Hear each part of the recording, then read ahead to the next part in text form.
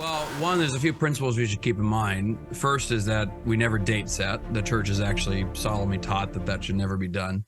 But that's different than saying where are we generally speaking in the timeline. I think we're in the period of the great apostasy. I think that's more likely than not. I could see arguments for we have another 1,000 years, 2,000 years, whatever of history left.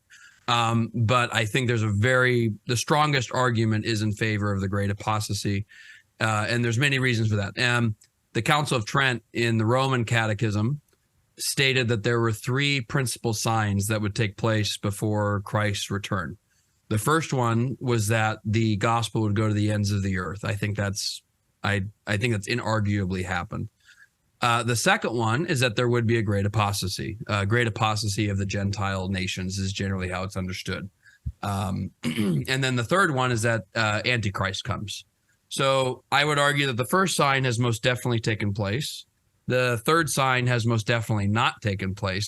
He may be here, but publicly he hasn't revealed himself yet. And so the question is are we, because we would be on the timeline of the second sign would be next, doesn't mean we're in it.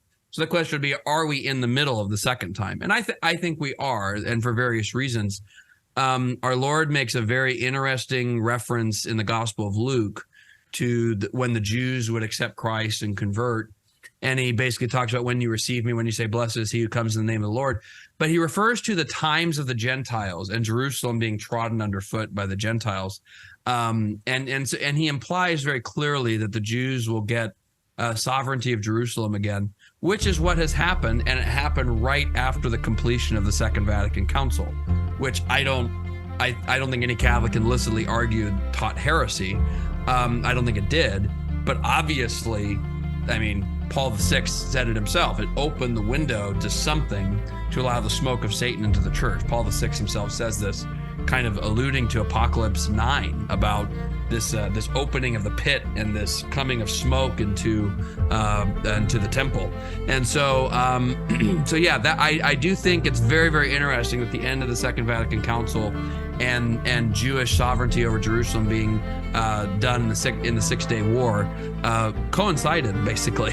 And so it's a very, very interesting thing. Did you like that clip? Want to watch more? Just click right here. Or you can watch the entire film right now by clicking here. Share it with a friend. We would be grateful. God bless you and God love you.